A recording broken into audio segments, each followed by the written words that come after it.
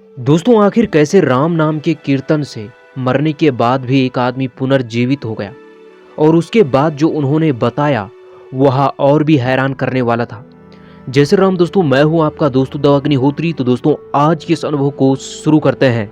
मेरा नाम अमित गुप्ता है और मैं पश्चिम बंगाल के सिडीगुली नगर का रहने वाला हूं। बात 2001 की है। उस समय मैंने अपनी पढ़ाई पूरी कर दी थी और मैं बचपन से ही अध्यात्म में मेरा रुझान बहुत रहा है। इसलिए मैं गुजरात के सूरत में जन्माष्टमी के दिन किसी से गुरु मंत्र लेना चाहता था। वहाँ एक बहुत महान संत थे और जब मैंने अपने मम्मी पापा को यह बात बताई तो वह मुझे अकेले गुजरात नहीं भेजना चाहते थे। तब मुझे पता चला कि मेरा एक व्यापारी मित्र मुंबई जा रहा है और मुंबई से वह गुजरात जाएगा कुछ सूरत कपड़े लेने। जब मुझे इस बारे में पता चला तो मैं उसके साथ चला गया। उसके साथ जब मैं गया तो हम पहले मुंबई गए। मुंबई में जब वहाँ गया तो वहाँ पे उसके जीजा रहते थे। हम उन्हीं के घर में रात के समय रुके।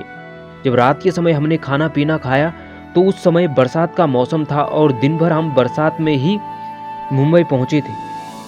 और जब हमने खाना खाया उसके बाद अचानक मेरे उस मित्र की तबीयत खराब होने लगी, जिसका नाम शंकर था। उसकी तबीयत बहुत ज़्यादा खराब होने लगी और वह डरा हुआ था और उसने मुझसे कहा कि वह बहुत घबराया हुआ लग रहा था और उसने मुझसे कहा कि कुछ भजन सुना। यह देखकर मैंने कहा तो ठीक है और मैं उसे राम नाम कीर्तन सुनाने लगा। जब मैं राम नाम कीर्तन सुना रहा था अचानक वह बेहोश हो गया। जब हमने उसे डॉक्टर के पास ले जाया तो डॉक्टर ने कहा कि इन्हें तो अटैक आया है।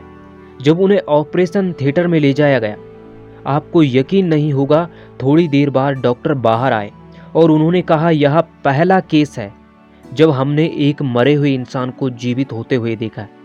हमने जब इन्हें चेक किया तो इनकी दिल की धड़कनें रुक चुकी थी, यह मर चुके थे। हम कागजी कार्यवाही कर रहे थे लेकिन तभी हमें आवाज़ आई कि यह सीताराम जी का जाप कर रहे हैं, यह राम राम जप रहे हैं।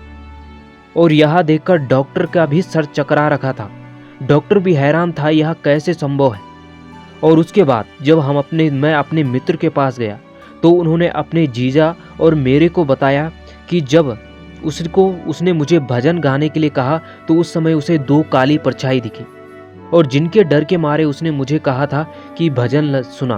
और मैंने उसे राम नाम का कीर्तन सुनाया और उसके बाद वह बेहोश जमीन पे जब गिरा तो उस समय उसके बाद उसे ऐसा लगा कि वह किसी दूसरे लोक में है जहाँ एक दिव्य पुरुष था।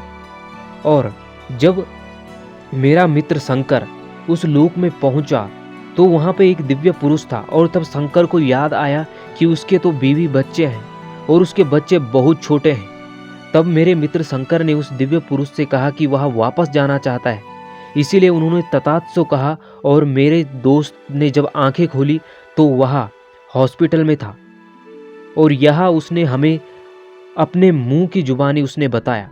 यह सुनकर उस दिन से मेरा भगवान के प्रति और दृढ़ भरोसा बढ़ गया था और तब से आज तक मैं जब भी इस घटना को याद करता हूँ तो मेरे रोंगटे खड़े हो जाते हैं, मेरा रोम रोम खड़ा हो जाता है कि कैसे राम नाम के कीर्तन से मेरा दोस्त दोबारा जीवित हो गया था।